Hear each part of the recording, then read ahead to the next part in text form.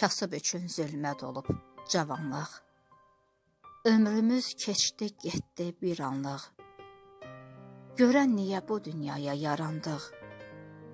Arzularımız puç oldu, biz usandıq. Sözümüzü deməyə biz utandıq. Alçağa da, namərdə də inandıq. Yaxşıları itirdikcə biz yandıq. Yuxu kimi gəldi, keçdi cavanlıq.